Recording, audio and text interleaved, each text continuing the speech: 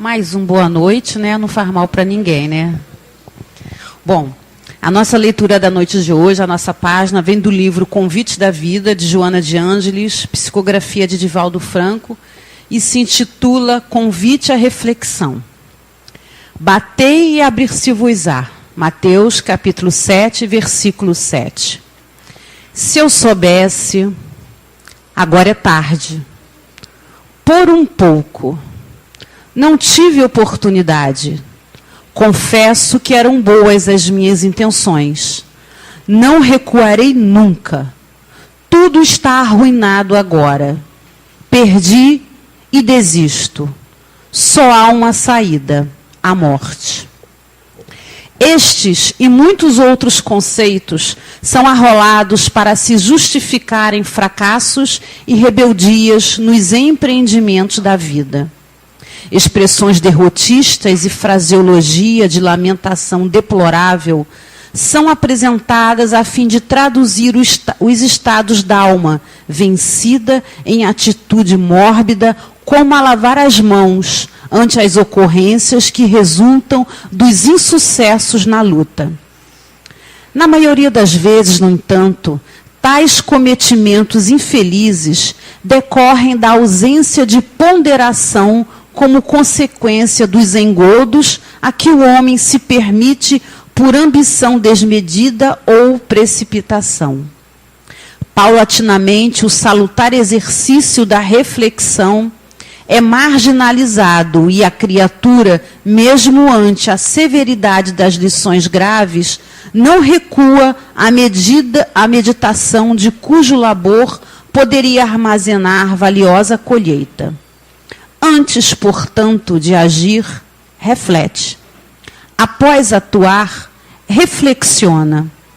A reflexão ensina a entesourar incomparáveis joias de paz e incorruptíveis bens que ninguém ou nada pode tomar ou destruir. Em qualquer circunstância, pois, reflexão. Ela te conceberá o sol da harmonia a benefício da iluminação interior, se lhe bateres a porta e aguardares que seja aberta. Então, um conselho, mais um, para a gente anotar no nosso caderninho, né, dos muitos bons conselhos que a gente já recebeu, em qualquer circunstância, a reflexão. Uma boa noite, uma boa palestra para todos nós. Que Deus nos abençoe.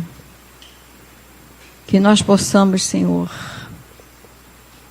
ter aquela paz que viemos buscar. Ter, Senhor, a cura de nossos males. Mas cada um de nós trouxe aqui as suas maiores necessidades. Há pessoas, Senhor, que a maior necessidade é a cura física. E estão lá na nossa salinha, onde nós cuidamos dos enfermos. Mas aqui estamos nós, Senhor. São causas que não iremos decliná-la, porque Tu sabes perfeitamente o que cada um deseja e o que cada um necessita. Por isso, estamos humildemente a Te pedir, Senhor. Tem paciência conosco. E tem piedade de nossas falhas, dos nossos erros. Porque ainda erramos, apesar de saber que não deveríamos. Mas ainda erramos. E assim, Senhor, é que eu peço a permissão aos nossos amigos espirituais, a esses espíritos coordenadores de nossa casa e dessa reunião especial. Eu peço a eles a permissão para que, em nome de Deus, possamos estar dando início à reunião desta noite. Louvado seja nosso Senhor Jesus Cristo, e que possa haver muita paz em nossos corações. Graças a Deus.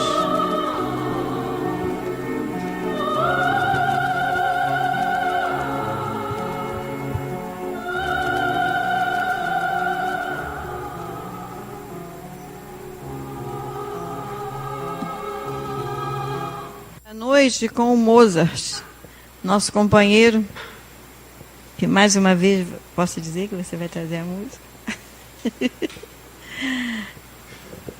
Está trazendo a música que está nos devendo da última vez que esteve aqui.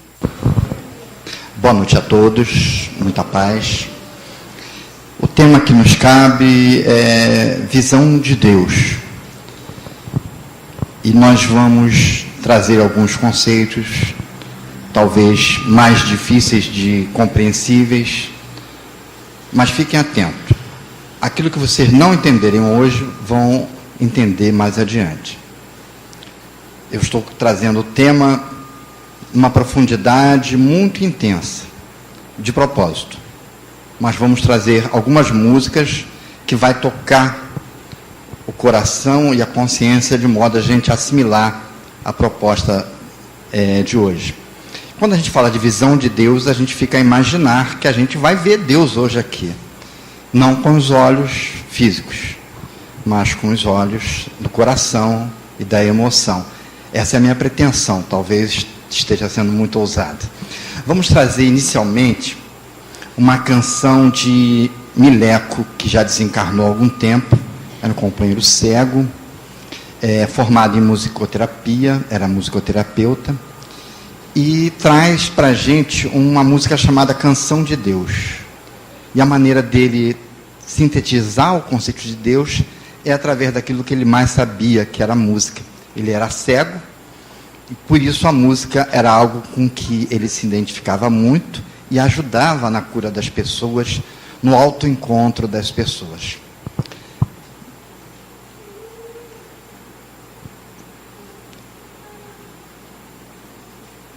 Eu vou colocar a letra para vocês acompanharem e vou colocar a música.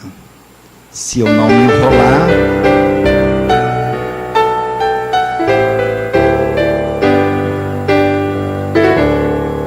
Você é uma canção que Deus canta, Ele quis compor você. Você é uma canção que Deus canta, Ele gostou de compor você. Pode cantar se quiserem. Você é uma canção que Deus canta, Ele quis compor você. Você é uma canção que Deus canta, Ele gostou de compor você. Ninguém traz o seu sorriso, sua voz, seu tom, seu jeito. Ninguém tem seu coração que só palpita no seu peito.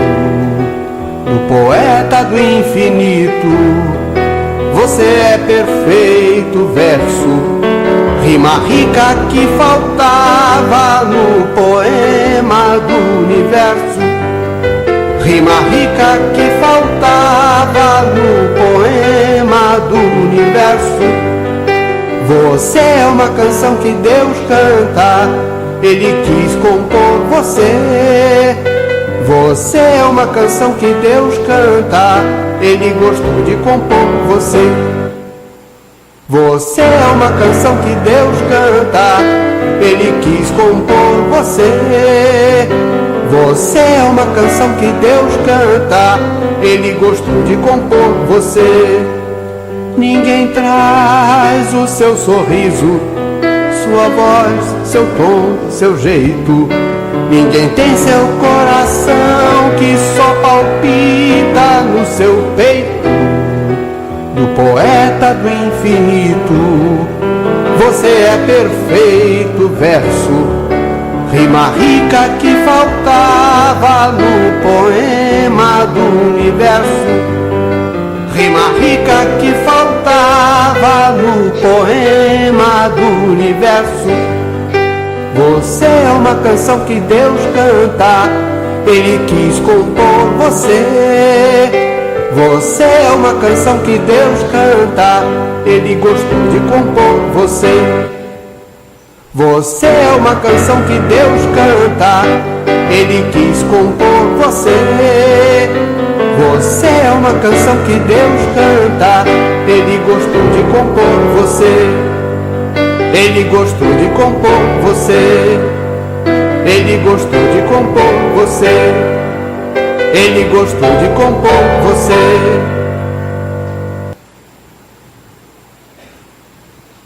Conheciam? Então, nós somos uma canção que Deus canta. Olha a particularidade desse conceito, relacionando Deus com a pessoa. E que a obra de Deus é uma canção. Cada um de nós faz parte do universo. E o mais bonito que Mileco fala, além da gente ser uma canção que Deus canta, ele diz que Deus é o poeta do infinito. E que nós somos o perfeito verso. Rima rica que faltava no poema do universo. Cada um de nós completa o universo. Então, o texto, ele fala de coisas muito bonitas acerca de cada um de nós, da existência de cada um de nós.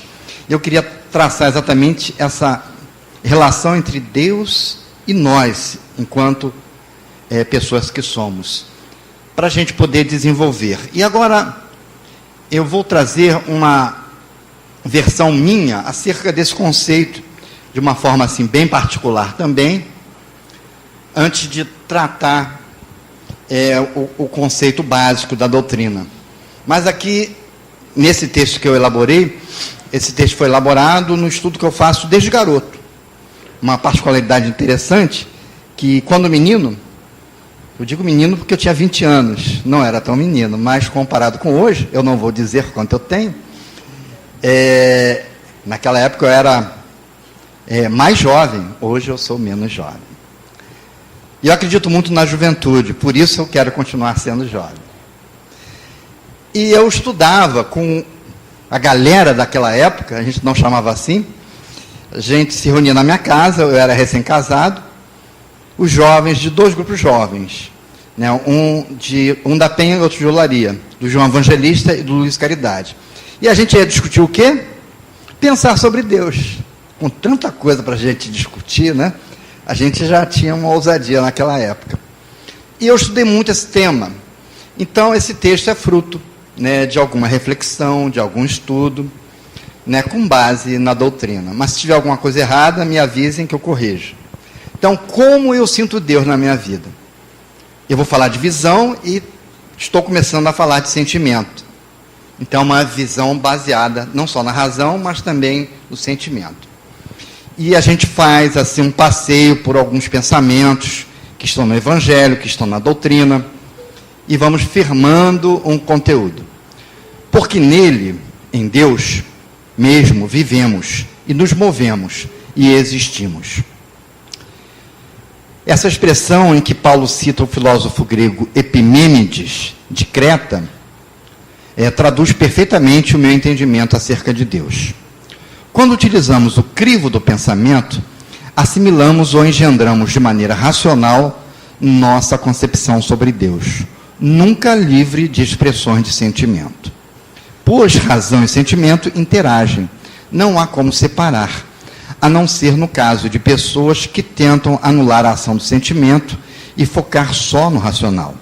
Se permitirmos a intuição pelo filtro do sentimento, poderemos, com mais razão, responder à questão posta: como sinto Deus em minha vida?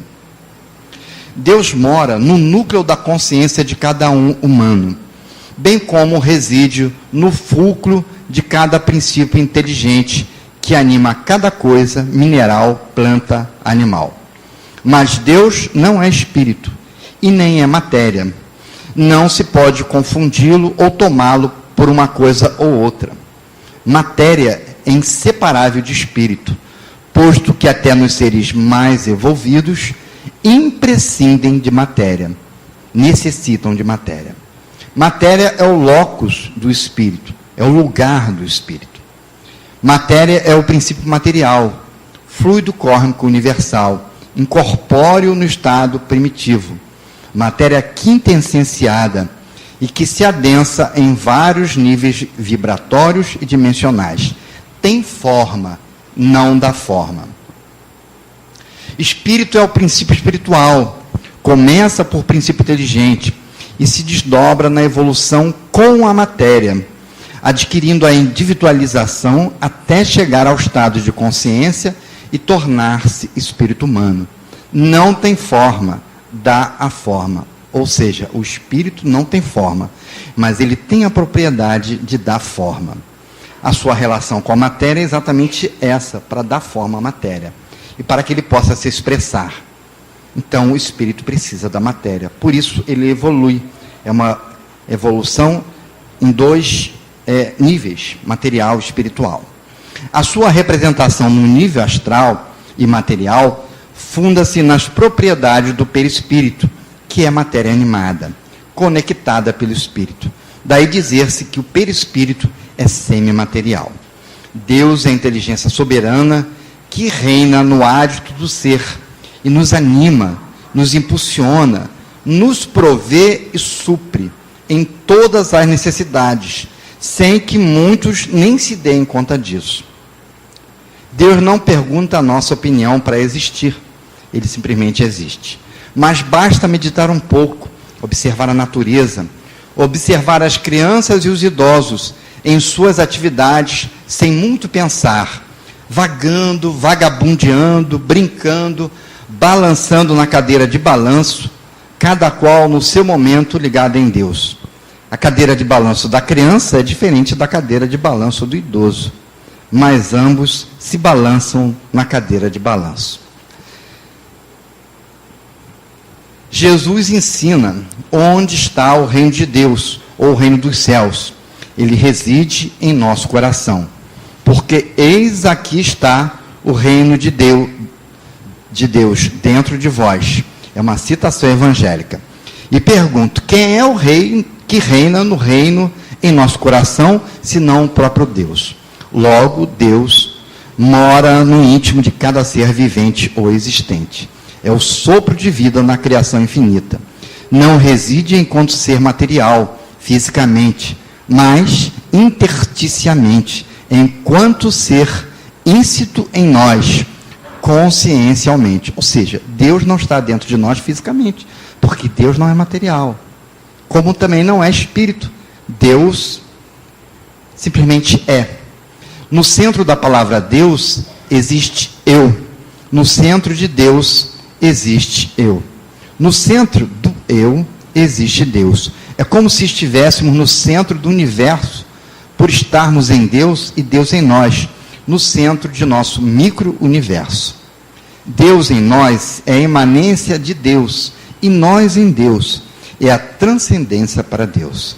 É sermos um com Deus, sermos unidade com Deus, como Cristo nos ensinou. Não credes que estou em meu Pai e que meu Pai está em mim? O que vos digo, não digo de mim mesmo. Meu Pai que mora em mim, faz Ele próprio as obras que eu faço. Eu e o Pai somos um. Deus é amor, e quem está em amor está em Deus e Deus nele. São citações evangélicas. Se Deus é como Cristo ensinou, eu sou. Deus tem a ver com a nossa consciência, tem a ver com a vida, tem a ver com a identidade de cada um. Ele nos nutriu com uma identidade própria, única, intransferível, imortal. E, de certo modo, somos eternos em Deus. Vim para que tenhas vida, e vida em abundância. Também é uma expressão de Jesus. Cristo nos dá o sentido da vida com essa expressão. Viver plenamente, em plenitude. Preencher o ato de construir a vida em cada instante com a presença consciente de nós espíritos, consciente da presença divina em nós, como émulo incessante, como estímulo incessante, que nos instila com o ardente desejo de viver. Então Deus nos dá o desejo de viver estando em nós. O Espiritismo também nos orienta com o sentido da vida, que consiste no pensamento, sentimento e ação no bem. Viver constitui o primeiro e o maior de todos os direitos. Portanto, nos compete viver a vida com toda a intensidade, como conhecemos o amor a Deus, de toda a consciência, de toda a alma, de todo o sentimento. Viver é vínculo com Deus, conosco próprio e com os outros, também com a natureza, responsáveis social e ambientalmente, unos no universo, universcos. Somos universais, somos divinos na união com Deus. Isto se traduz em vestir a túnica nupcial, aquela expressão que está lá no Evangelho, em sermos puros, perfectíveis e, quem sabe, perfeitos um dia. Vejam que esse um dia está entre aspas. Já que somos potencialmente perfeitos, de fato, nunca seremos perfeitos, já que perfeito só Deus. Mas atingiremos diferentes patamares de perfeição. Somos um fluxo divino, um devir, um vir a ser. Essa é uma expressão de um psicólogo americano chamado Carl Roger. Muito interessante. Daí a proposta espírita de transformação moral do ser, que se realiza na vida de relação, de modo natural, espontâneo, gradativo, prazeroso, buscando o bem, bem-estar, bem de si, bem dos outros, bem fazer e fazer bem, tal o sentido da vida exposto acima. Assim sinto Deus na minha vida, em consonância com os ensinos dos espíritos, na codificação espírita com Allan Kardec, em uma perfeita visão cósmica de Deus, inteligência suprema, causa primária de todas as causas. Lá no texto está a causa primária de todas as coisas. E aí a gente conclui o nosso estudo de hoje. De hoje não, desse momento. Nessa expressão própria, né, que trazemos. Mas aí nós vamos adentrar um outro trabalho que a gente elaborou para complementar, que é o tema que a gente está trabalhando. Nós vamos começar desenvolvendo essa ideia, né, Deus na visão espírita. E aí a gente está pegando um objetivo, que é interessante a gente ver as contraposições que ele traz, para a gente refletir. No objetivo desse trabalho, que a gente começou na nossa casa, e acabou avançando, né, em outros lugares, foi colocado dessa maneira: esclarecer que Deus é Pai, justo, equânime, reunindo justiça e bondade. Não perdoa, não proíbe, não premia nem proíbe, pois compreende a natureza humana e nos faz responsáveis por nossos atos. A lei divina rege harmoniosamente o universo. E aí a gente começa a contrapor esse objetivo traçado, para a gente perceber que não dá para fechar as coisas de uma forma assim muito fechada. A gente tem que ver a relatividade dos conceitos que a gente trabalha. Muitas das vezes a gente lida com paradoxos. Uma expressão determinada, ela serve numa dada situação, numa dada colocação. A gente não pode generalizar. E aí a gente vai avançando e entendendo melhor esse conceito da visão de Deus. E aí o objetivo, a gente vai desenvolvendo mais, esclarecer que Deus é Pai. Isso é uma coisa, né, que Jesus nos ensina. Que Deus é justo.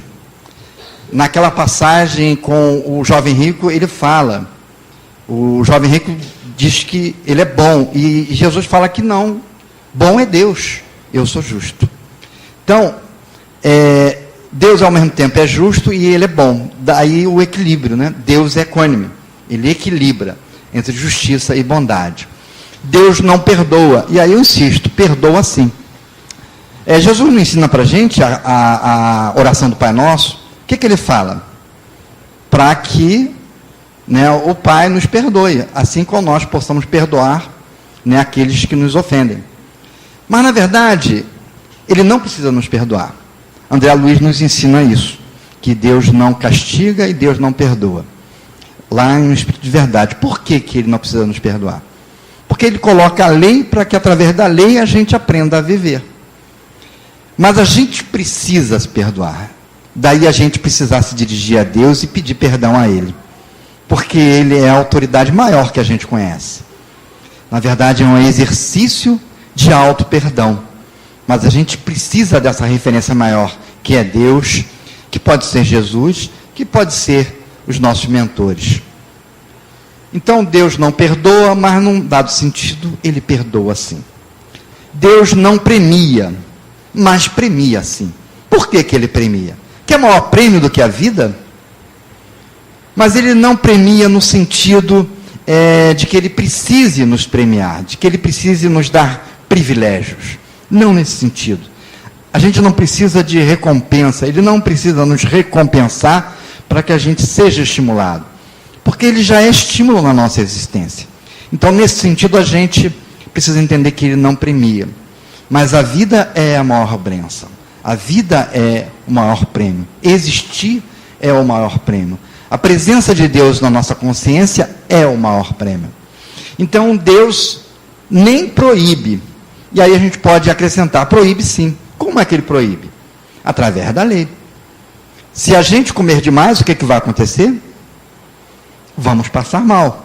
Então, pela lei, nós vamos ver a relação entre o que é necessário e o que é supérfluo.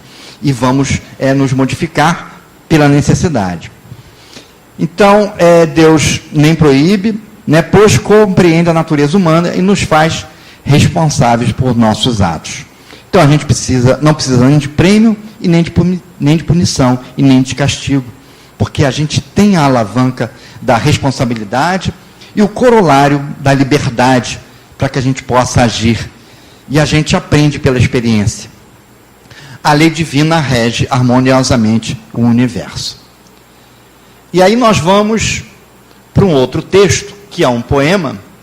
E é interessante que esse texto está na revista Cultura Espírita, do Instituto Brasileiro de Cultura Espírita. Não, Instituto de Cultura Espírita do Brasil. A gente aprende que a gente conhece Deus pela sua criação. Todo efeito tem uma causa, toda causa tem um efeito. Toda causa inteligente tem um efeito inteligente. Então, conhece o autor pela sua obra. E assim a gente chega a um texto aqui que eu não sabia quem tinha escrito. Mas pela natureza do texto, eu cheguei à conclusão de que só poderia ser um autor. E esse autor é o César Reis, que é uma das pessoas responsáveis por esse instituto. E ele faz um poema, diferente do meu texto, que é um pouco empolado, muito bonito. Não que eu não tenha gostado do texto que eu escrevi, porque ele é útil, mas esse texto ele vai nos colocar de uma maneira mais fácil a compreensão desse conceito que a gente quer trabalhar hoje. Vamos lá. Deus é uma não novidade que, apresentada pela ótica espírita, transforma-se em profunda novidade. Desde que o mundo é mundo, Deus já existia. E os homens já cultuavam Deus, já acreditavam em Deus e já pensavam sobre Deus. Por isso, César Reis dizer que ele é uma não novidade. Mas pela visão espírita, ele se transforma em uma profunda novidade. Por isso que eu disse que a minha intenção era trabalhar esse tema em profundidade, para que a gente possa ver até onde que Deus vai, até onde que Deus se encontra.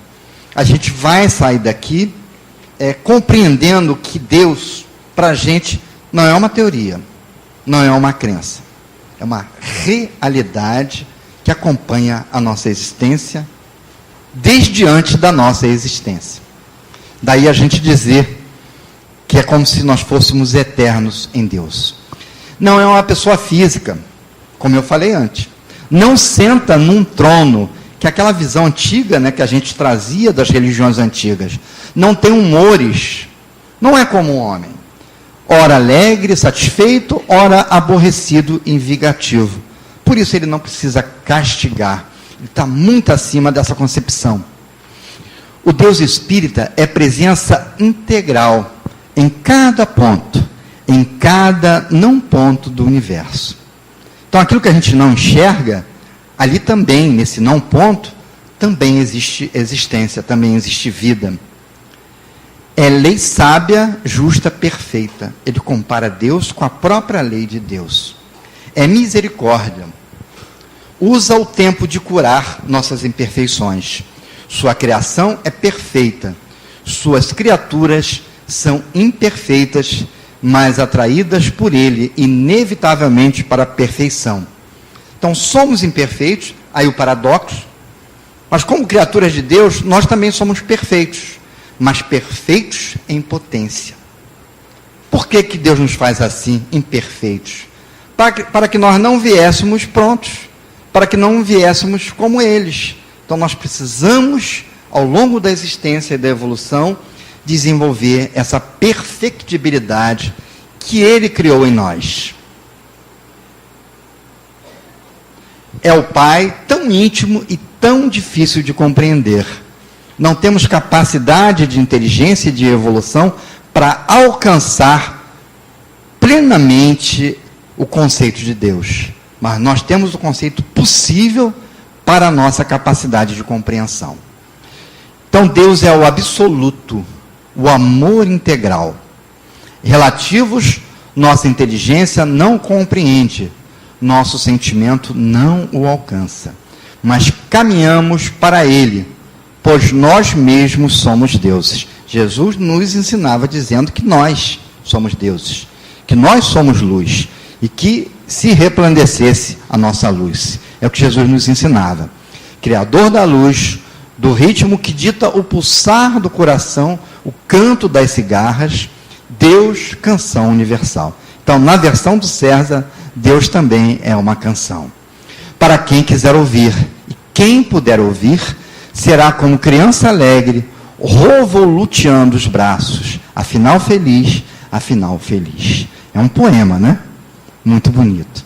Está lá na Revista Espírita, no editorial do informativo do ICEB.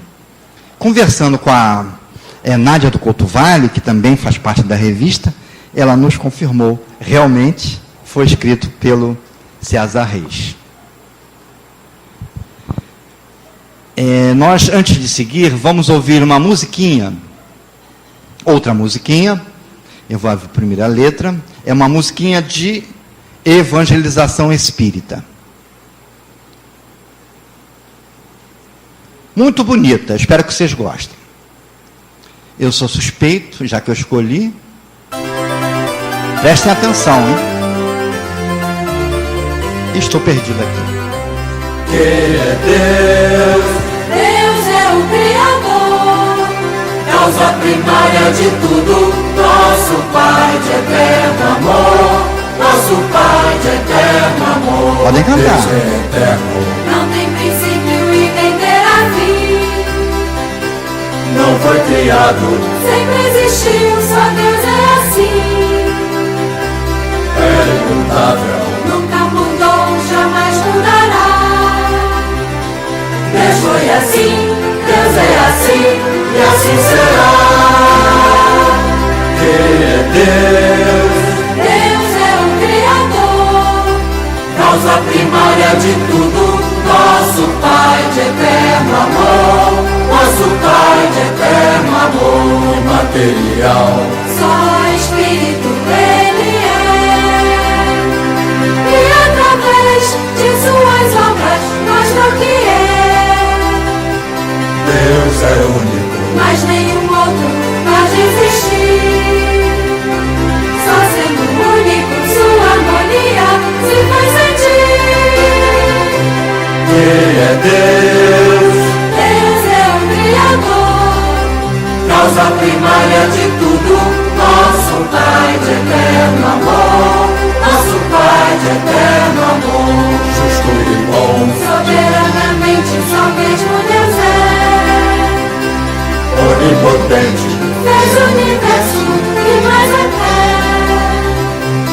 Onisciente, por tudo de tudo sempre saberá. Onipresente, está aqui em todo lugar.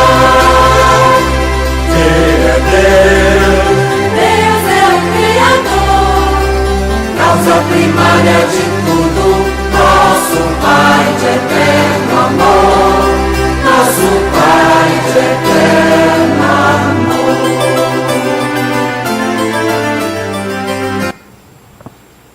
Não é bonitinho? Essa música foi feita para as crianças. É da tia Vera, que já desencarnou e que deu uma contribuição excelente para as crianças e para a gente. Tem uma outra música que eu não lembro do nome, mas é Sorriso, eu lembrei. Que é Hoje a Nossa Casa Está em Festa, que é belíssima. Mas ali a gente já teve assim ideias diversas, né, sobre o conceito de Deus. Onipresença, onisciência, onipotência. Mas falou uma coisa que é contrária àquilo que eu falei anteriormente, que fala que a gente pode dizer que não está... Não vamos dizer que seja errado, mas não é a melhor forma de dizer. O que ele fala ali no texto? Deus é o quê? Espírito. Gente, nós vamos acabar utilizando dessa expressão para querer dar significado àquilo que a gente pensa. Não é que esteja errado. Não é a forma mais adequada da gente dizer que é Deus, porque senão a gente confunde. Espírito é espírito, matéria é matéria, e Deus é Deus. Está lá no livro dos Espíritos, elementos gerais do universo. É importante a gente entender isso. E a gente vai ver muito companheiro de outra escola dizer diferente, porque tem uma terminologia diferente. Então não adianta a gente querer converter os outros em espírita, porque eles têm um vocabulário diferente, têm uma terminologia diferente, têm um paradigma diferente. Você vai falar de reencarnação, eles não vão entender, eles não vão aceitar, e nós vamos perder tempo. Quando alguém quiser aprender, talvez esteja preparado para ouvir, ainda não para atender. Eu lembrava, quando falava sobre isso, que quando eu adentrei a mocidade espírita, eu era recém-católico, era mais católico do que qualquer outra coisa. Nenhum defeito nisso. O defeito é que eu era chato e teimoso. E quando se falava de reencarnação, eu vinha com a minha tese, né? Que era a ressurreição. Eu não aceitava a ideia da reencarnação. Um ano frequentando a mocidade, os espíritos me ajudaram no mundo espiritual com uma lavagem cerebral. Ou seja, na verdade, com o ensino-aprendizagem. Quando eu dei por mim, eu já estava falando de reencarnação. Foi preciso que, nos momentos de sono, o meu espírito fosse aprender um pouquinho e quebrar, né, aquele paradigma que eu tinha sobre ressurreição. O fato é que quando eu percebi, rapaz, como é que eu consegui entender isso? Aceitar essa ideia? E reencarnação, ela deixa de ser crença e passa a ser conhecimento, porque na verdade é uma lei. E lei não é para se acreditar. Lei, a gente não tem nem que aceitar, é lei. Deus criou e a gente vai estudar e vai entender, e a gente consegue provar facilmente por várias situações comprobatórias. E aí a gente volta lá para o texto inicial, que é onde a gente vai desenvolver o trabalho. E aí a gente vai entrar num outro texto, que é um texto da Nádia do Couto Vale. O tempo não vai permitir que a gente aprofunde, mas a gente vai sair daqui com uma visão robusta da ideia de Deus. Porque esse é o Deus cósmico da doutrina espírita. É um Deus que a gente não tem que fazer barganha. É um Deus que a gente não consegue comprar, que a gente não consegue corromper. Não tem promessa que vença esse Deus. E é um Deus que, onde quer que a gente vai, Ele vai com a gente. Esteja a gente no bem ou no mal, no erro ou no acerto. É um Deus que estimula e que não abandona. A gente é que se ausenta dele. A gente é que se afasta dele. Ele está o tempo todo nos ajudando e ainda nos envia emissários para nos ajudar. Invisíveis e visíveis. Às vezes a gente tem um emissário que a gente acha que é chato, que é enfermo, que é complicado, que está ali para nos ajudar. Pode ter o nome de marido, pode ter o nome de esposa, pode ter o nome de filho, pode ter o nome de pai, pode ter o nome de mãe, pode até ter o nome de vizinho. Pode estar numa cadeira de rodas, pode estar em tantas situações, e muitas das vezes se constitui para nós um problema, quando na verdade é a nossa oportunidade de crescimento e de redenção. Deus se manifesta nas situações mais contraditórias e adversas que a gente possa imaginar. E aí a Nádia, nessa revista Cultura Espírita, ela traz conceitos, nós não vamos conseguir ler tudo, trazer tudo, mas que ajuda a gente a entender essa questão que é Deus, que Kardec traz, é a primeira questão de O Livro dos Espíritos. Ainda como professor Rivail, Allan Kardec já dispunha de preciosas anotações nas áreas da filosofia, das ciências e da religião, sobre a constituição geral do universo, a vida além túmulo e as leis morais, estando já praticamente pronto o Livro dos Espíritos. A primeira edição tem mais de 500 perguntas. Em uma nevada noite de inverno de 1856, o amado codificador se interrogava se devia começar pelas indagações filosóficas ou pelas conclusões científicas, vivendo que Pascal, ali do período de 1625 a 1661, comentara sobre a última coisa que se decide ao fazer um trabalho: saber o que se deve colocar em primeiro lugar. Porque o conhecimento humano modifica-se ao longo do tempo, e ele não desejava escravizar o espiritismo à exaltação do cérebro desatrelado do sentimento, relata-nos o espírito Irmão X que, em prece comovente, o codificador foi envolvido por raios de amor e, em sua intimidade profunda, ouviu vigoroso apelo íntimo: não menospreze a fé. Não comeces a obra redentora sem a bênção divina. Isso está lá no texto, o primeiro capítulo, Irmão X, Reformador, página 25, abril 1957. Foi assim que, nimbado de luz, consagrou o primeiro capítulo de O Livro dos Espíritos à existência de Deus. E a primeira pergunta espelha a natureza da doutrina espírita, declarada formalmente pelo codificador, como filosofia espiritualista, no frontispício de O Livro dos Espíritos. Por que Kardec não pergunta quem é Deus? Ele não coloca Deus no patamar da humanidade. Ele não coisifica Deus, mas ele coloca Deus como um ente, né, como um ser além da natureza, aquém da natureza, além da natureza, íncito em a natureza, que remonta à figura exponencial de Sócrates, missionário que preparou o caminho para a mensagem de Jesus e do Espiritismo. E a natureza da pergunta remonta aos diálogos que o filósofo grego desenvolvia, anotados por Platão e que sempre buscavam a essência das coisas. Que é Deus? É a questão primeira de O Livro dos Espíritos.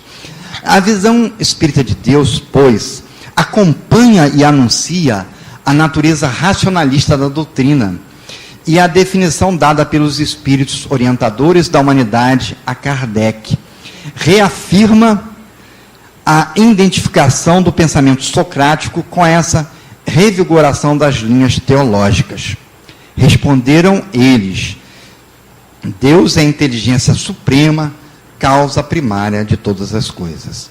Para Sócrates, Deus é a razão perfeita, definição antecipada em cerca de 2,5 milênios, que privilegia a imaterialidade, a espiritualidade, ao tempo em que seus contemporâneos e antecessores buscavam uma physis, uma causa material do universo, de toda a criação.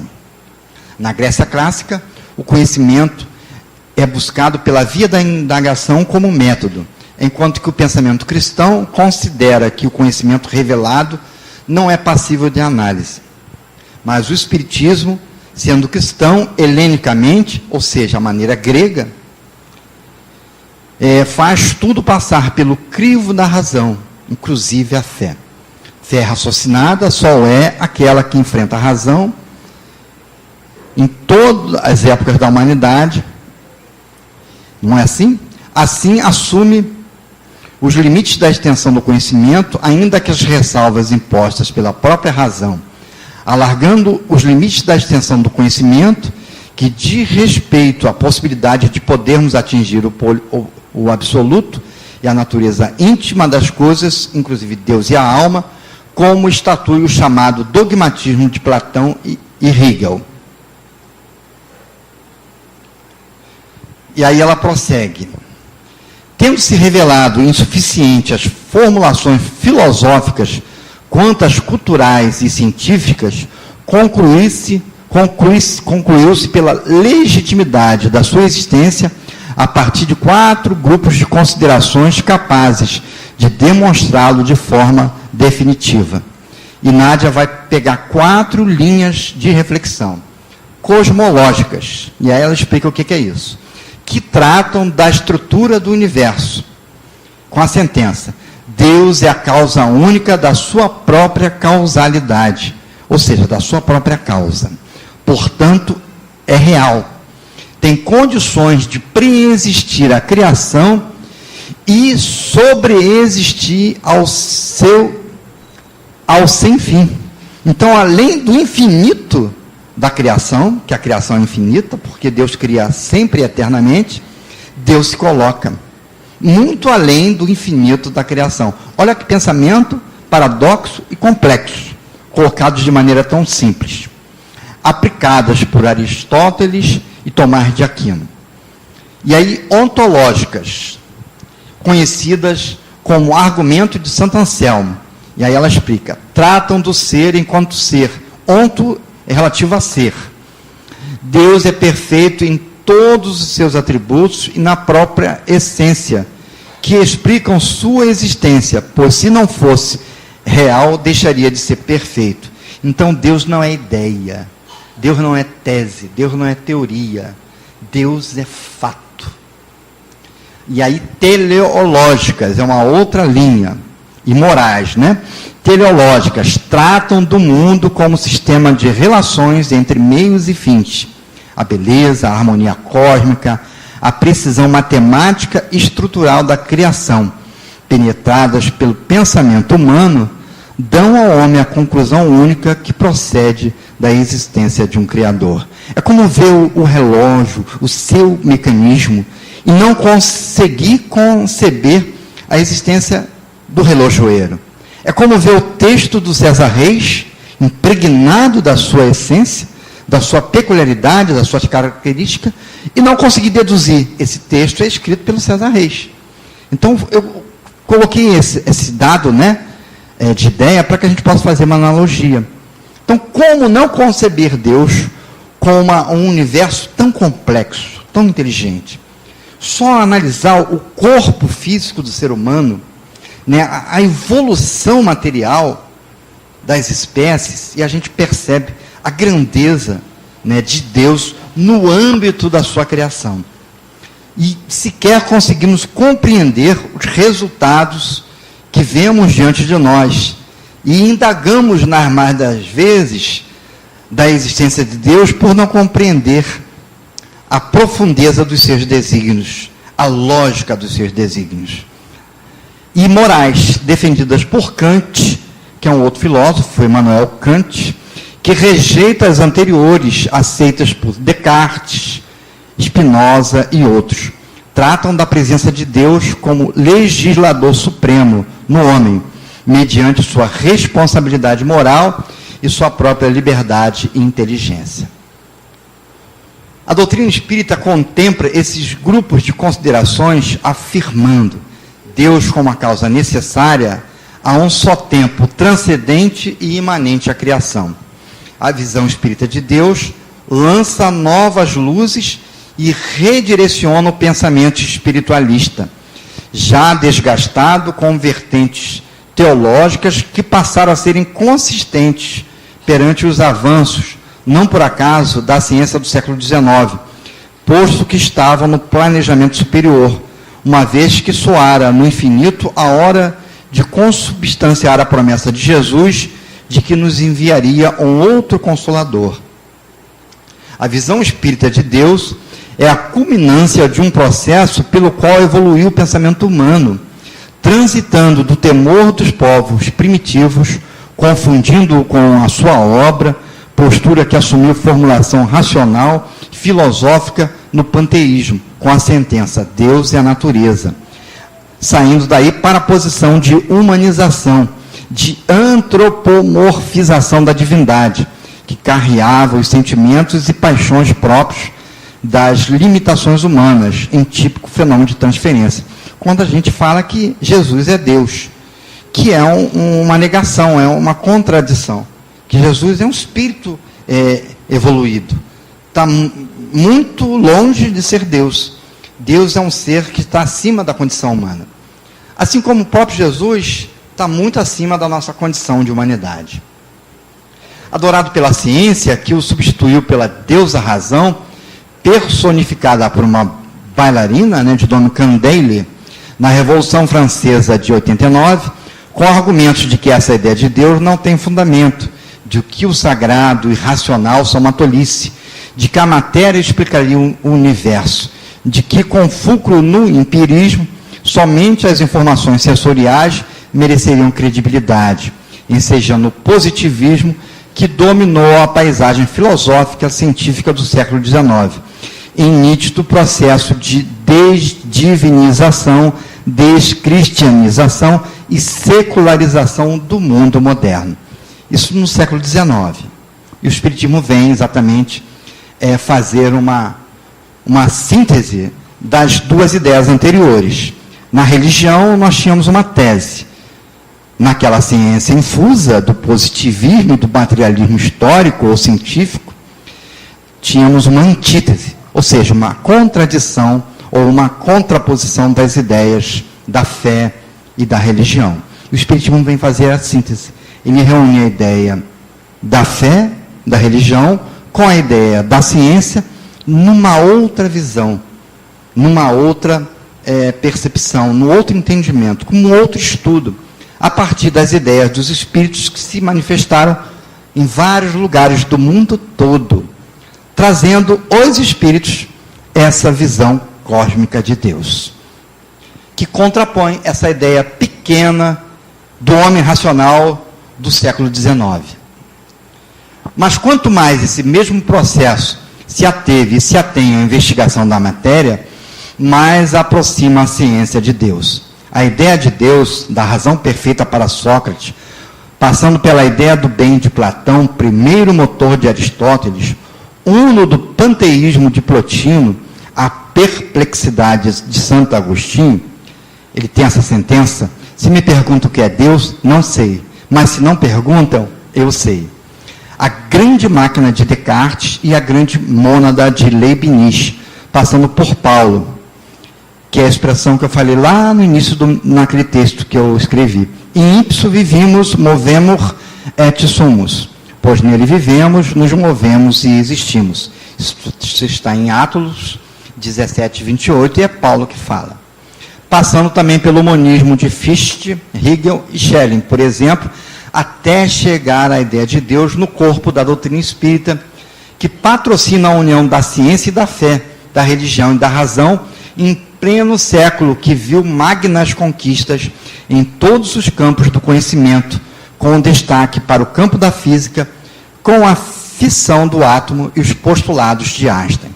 Vamos ficar por aqui, o texto prossegue, mas nós não vamos ter o tempo suficiente para trabalhá-lo.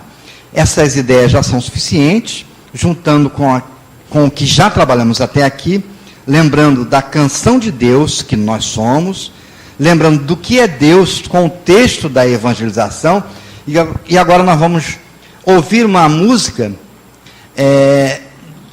de um cantor que fala de coisas religiosas, que vocês conhecem, e que de uma vez que eu vim aqui, não consegui ouvir a voz dele, nem a música dele, mas nós vimos a letra.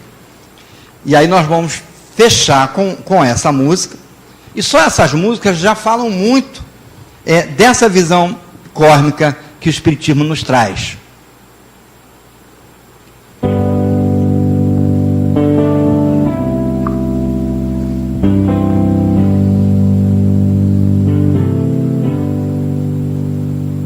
Quando eu quero falar com Deus, eu apenas falo. Quando eu quero falar com Deus, às vezes me calo e elevo o meu pensamento, peço ajuda no meu sofrimento. Ele é Pai, Ele escuta o que pede o meu coração. Quando às vezes falando com Deus, desabafo e choro,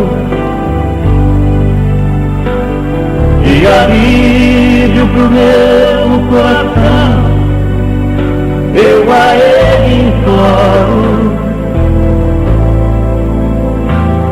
E então sinto a sua presença, seu amor, sua luz tão intensa, que ilumina o meu rosto e me alegra em minha oração. Quanta paz, quanta luz,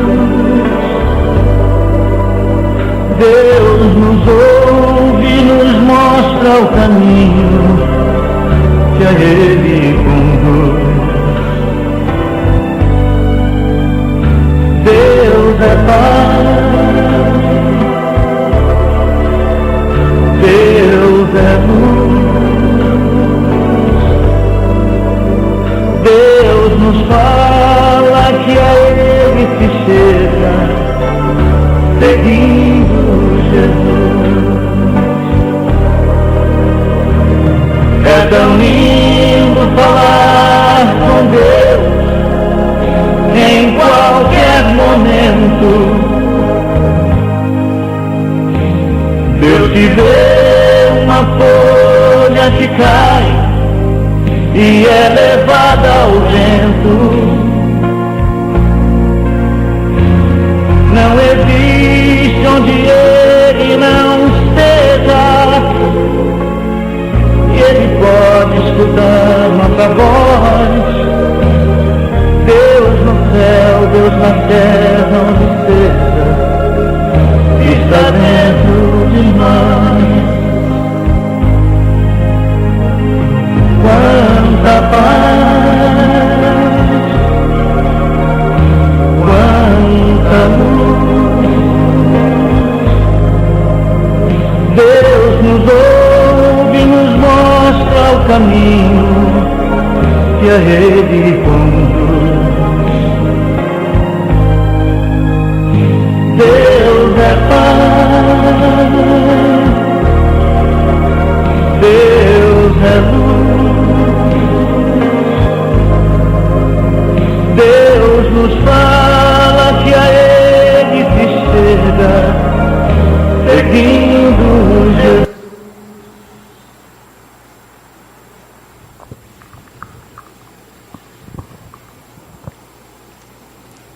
Eu acho que o estudo ficou completo.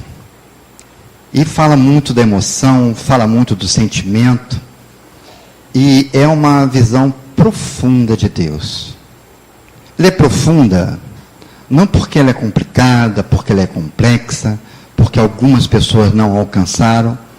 Eu tenho certeza que, a partir das músicas, ficou muito fácil da gente entender essa ideia cósmica de Deus. Sobretudo na música do Roberto, que é muito simples, mas é de muito coração. Parece até que ele é espírita, porque ele traduz exatamente como fala cada texto que foi aqui apresentado. Eu queria que vocês levassem o melhor dessa ideia de Deus. E o melhor dessa ideia de Deus é entender que Deus está com a gente. Então nunca a gente pode reclamar que a gente está sozinho, que a gente está desamparado, porque a doutrina espírita ainda ensina que temos uma multidão, aliás, Paulo fala isso, né? Uma multidão, uma nuvem de testemunhas, uma multidão de seres à nossa volta. Aqueles que são do bem estão nos ajudando a ir adiante. E os que não são do bem estão nos ajudando a aprender de alguma maneira, com dificuldade, com sofrimento. Mas temos também os guias espirituais, temos os espíritos benfeitores, temos o próprio Jesus, e temos os nossos parentes, os nossos pares, que estão à nossa volta para nos auxiliar, e a gente não consegue compreender que muitas das vezes o problema reside em nós próprios, e a gente projeta no outro, transfere para o outro. E a solução está entre nós e Deus. Nós e os nossos amigos de caminhada. Precisamos aprender a ouvir Deus em nós e nos outros. Essa mensagem que a gente queria compartilhar sobretudo nessas melodias que foram trazidas por nós, por Mileco, pela tia Vera e pelo Roberto Carlos. Mas o mais importante é a gente sair daqui com fé e com razão, unida, né, nessa visão maravilhosa, cósmica de Deus, que a doutrina espírita retrata para a gente. Muito obrigado pela paciência, pela consideração, pelo carinho com que ouviram e vibraram junto conosco. Jesus nos abençoe a todos. Jesus, amigo, mestre, alcandorado de nossas vidas, que a sua presença viva e real, tanto quanto a presença do Deus vivo em nossos corações e nossas consciências,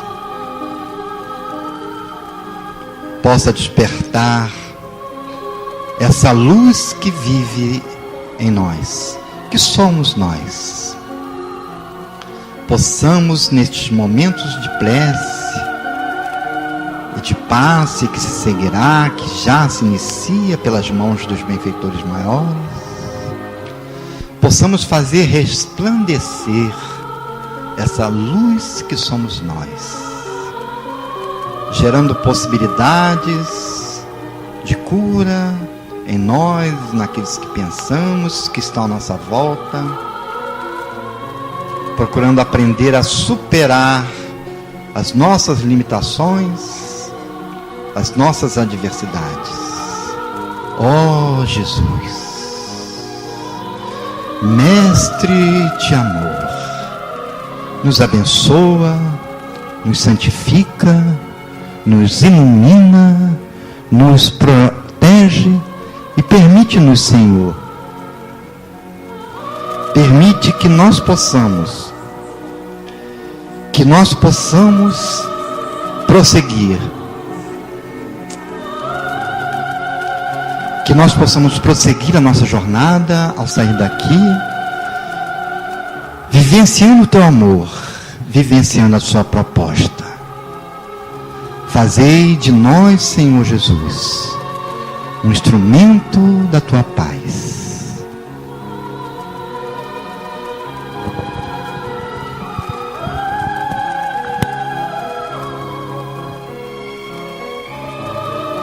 Amado Mestre,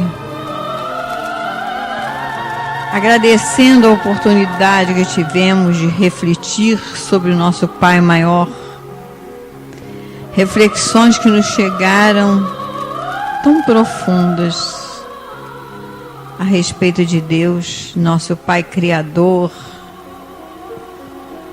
Senhor, estamos nos despedindo da noite de hoje. Vamos encerrar a reunião. Queremos pedir a permissão, para tanto, aos nossos guias e protetores, a esses espíritos amigos que coordenam a nossa reunião. Mas antes quero pedir por todos aqueles que têm seus nomes inscritos sobre a nossa mesa de trabalho. São desencarnados, Senhor, que precisam da tua paz e da tua luz. São os enfermos que necessitam dos fluidos necessários para as suas curas. E são os lares, com tanta esperança que seus lares possam ser visitados. Senhor Jesus, que nós possamos então ter a permissão dos nossos guias e protetores para estarmos encerrando, em nome de Deus, a primeira parte de nossa reunião. Obrigado, Senhor, e que Jesus possa ser louvado em nossos corações.